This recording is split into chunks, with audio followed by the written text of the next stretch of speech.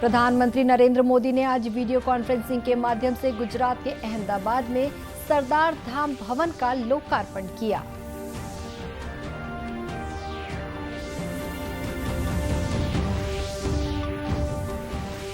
Chhattisgarh high court ने 14,000 शिक्षकों की भर्ती प्रक्रिया और इसके अंतर्गत जारी होने वाले सभी नियुक्ति आदेशों पर लगाई रोक।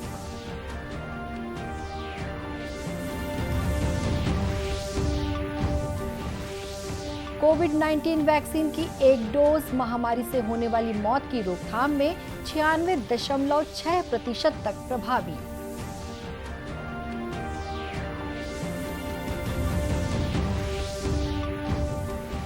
और छत्तीसगढ़ सहित देश भर में आज राष्ट्रीय लोक अदालत का आयोजन किया जा रहा है।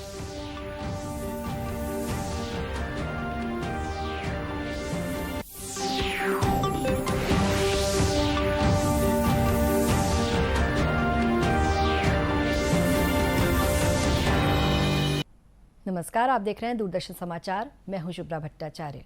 अब समाचार विस्तार से। प्रधानमंत्री नरेंद्र मोदी ने आज वीडियो कॉन्फ्रेंसिंग के माध्यम से गुजरात के अहमदाबाद में सरदार धाम भवन का लोकार्पण किया। सरदार धाम शैक्षिक और सामाजिक परिवर्तन, समाज के कमजोर वर्गों के उत्थान और युवाओं को रोजगार के अवसर प्रदान करने की दिशा में कार्य कर रहा है। इस अवसर पर प्रधानमंत्री ने कहा कि नई राष्ट्रीय शिक्षा नीति और कौशल बढ़ाने पर जोर दिया गया है। उन्होंने कहा कि स्किल इंडिया मिशन भी आज देश की प्राथमिकता है। उन्होंने पाटीदार समाज के देशहित में किए गए कार्यों का उल्लेख भी किया।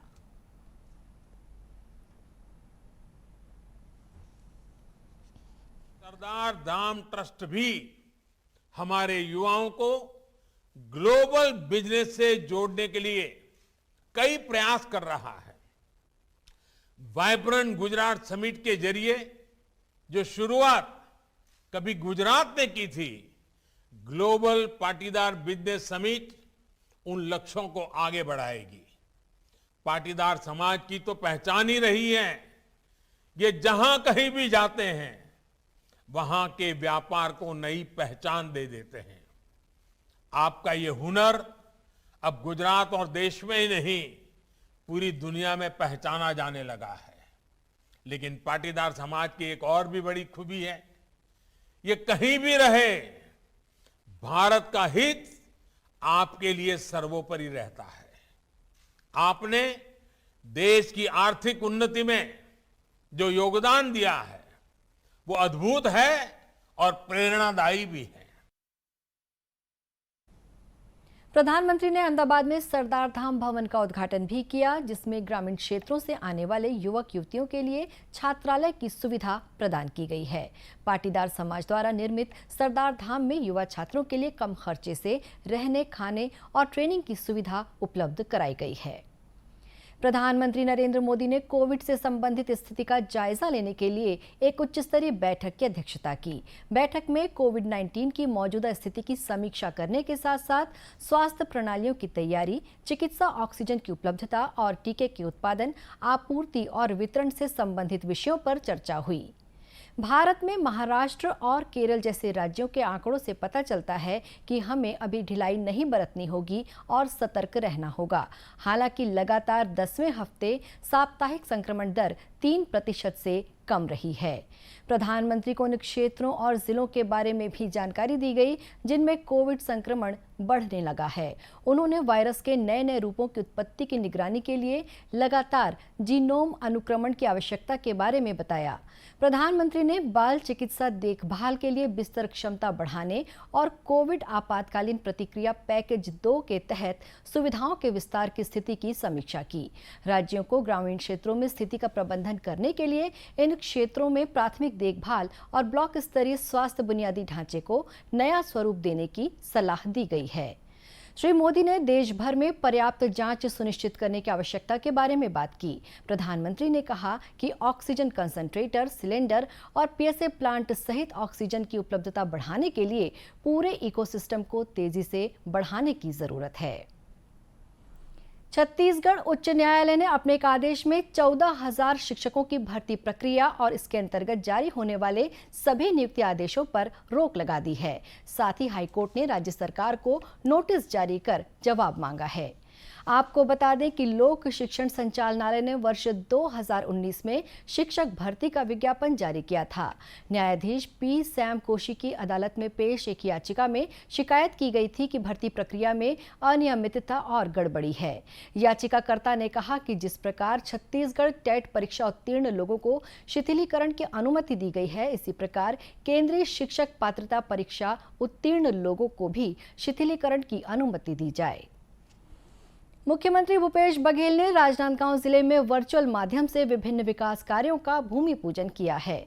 मुख्यमंत्री ने जिले के डोंगरगढ़ जनपद पंचायत के सभागार में 3.25 करोड़ की लागत से नवीन सामुदायिक स्वास्थ्य केंद्र भवन और मोहला मुढ़ीपार में केंद्रीय सहकारी बैंक शाखा भवन के लिए भूमि पूजन किया। इस अवसर पर मुख्यमंत्री ने कहा कि डोंगरगढ़ में सामुदायिक भवन बन जाने से स्वास्थ्य सुविधा का विस्तार होगा, वहीं क्षेत्र में बैंक शाखा खुलने से किसानों को वित्तीय लेन देन में सुविधा होगी। कार्यक्रम को वर्चुअल माध्यम से जिले के प्रभारी मंत्री अमरजीत सिंह भगत ने भी संबोधित किया। गौरतलब है कि जिला केंद्रीय सहकारी बैंक के अध्यक्ष नवाज खान ने कुछ दिनों पहले ही बैंक शाखा खोलने की मांग की थी। कोविड-19 वैक्सीन की एक डोज महामारी से होने वाली मृत्यु की रोकथाम में 96.6% प्रभावी है। दोनों डोज लेने के बाद प्रभावशीलता 97.5% हो जाती है। भारतीय आयुर्विज्ञान अनुसंधान परिषद ICMR के महानिदेशक डॉक्टर बलराम भार्गव ने कहा है कि वैक्सीन की ये सुरक्षात्मक प्रभावशीलता कोविन और कोविड इंडिया पोर्टल और कोविड परीक्षण पोर्टल के आंकड़ों के माध्यम से किए गए विश्लेषण में स्पष्ट हुई है। इस बीच कोविन ने एक नया एप्लीकेशन प्रोग्रामिंग इंटरफेस विकसित किया है, जिसे अपने ग्राहक के टीकाकरण की स्थिति को जानो का नाम दिया गया है। ये कोविन के माध्यम से किसी भी व्यक्ति के टीकाकरण की स्थिति के बारे में जानकारी उपलब्ध कराएगा।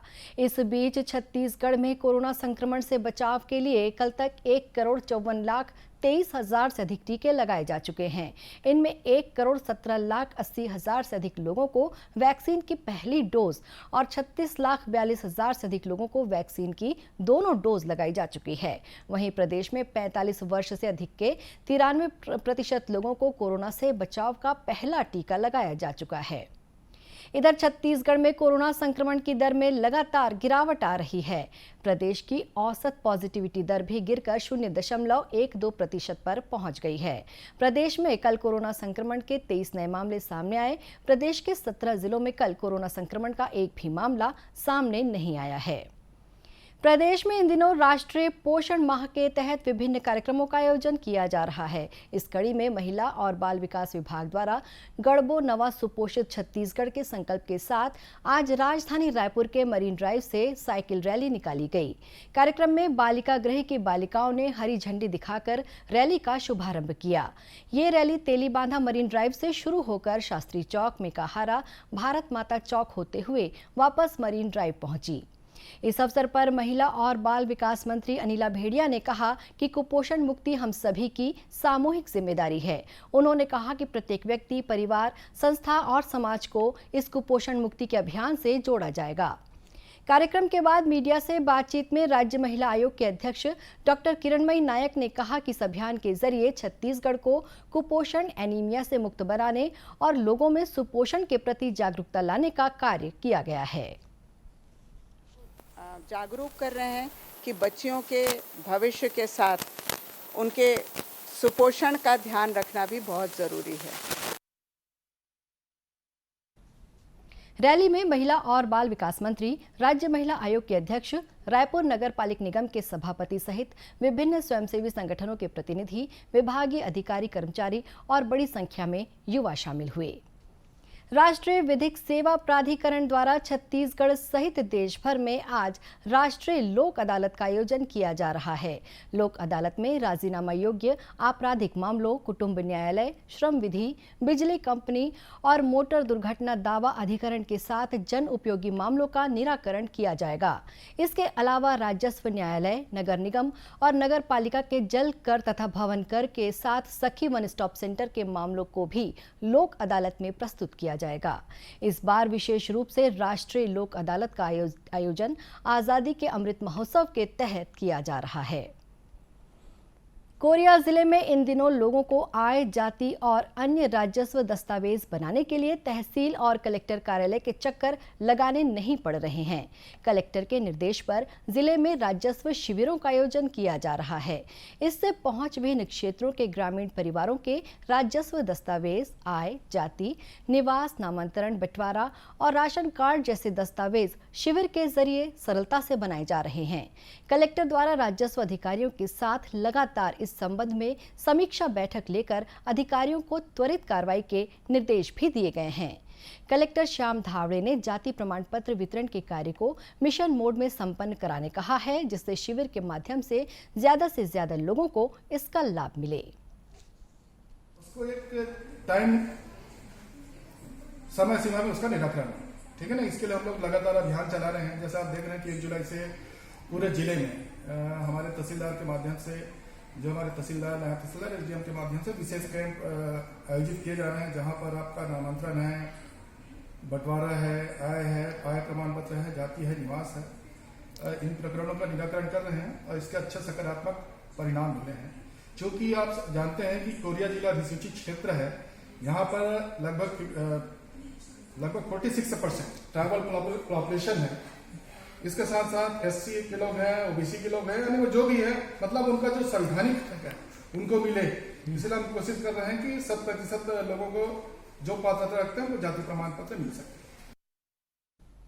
कलेक्टर ने सभी प्रकरणों का समय सीमा में निराकरण करने के निर्देश भी दिए हैं। आजादी के लिए भारत का शानदार संघर्ष आधुनिक विश्व के महानतम संघर्षों में से एक है। दूरदर्शन समाचार इतिहास की धारा बदलने वालों की झलक रोजाना आपके लिए लेकर आ रहा है। आज हम बात करेंगे स्वामी विवेकानंद के बारे में।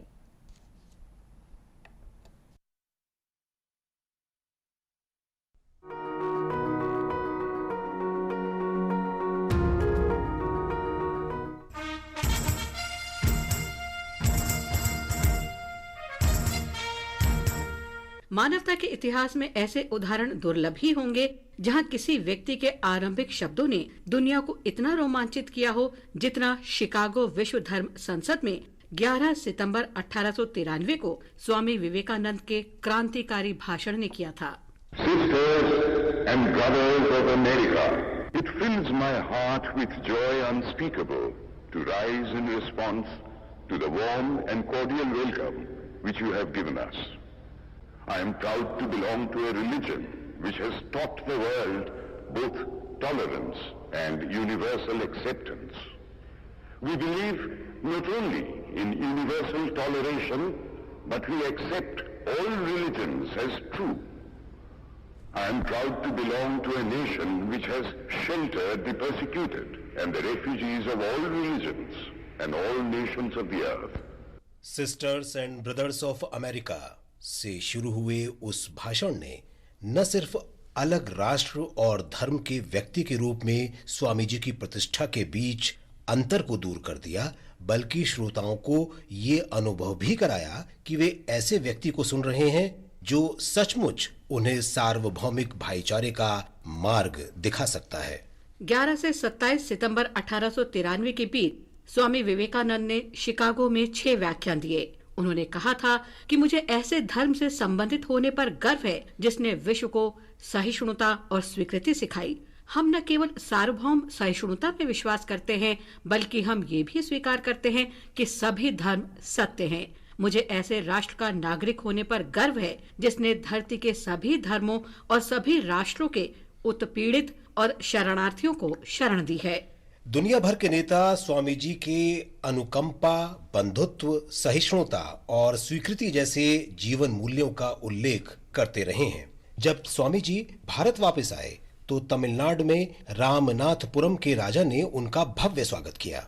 उन्होंने ही स्वामी जी की शिकागो यात्रा प्रायोजित की थी।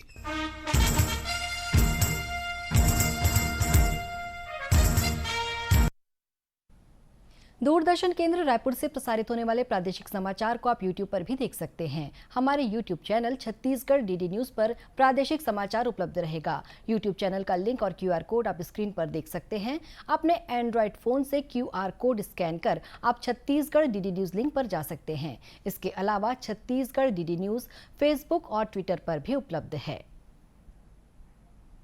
इसी के साथ ये समाचार बुलेटिन समाप्त हुआ। नमस्कार।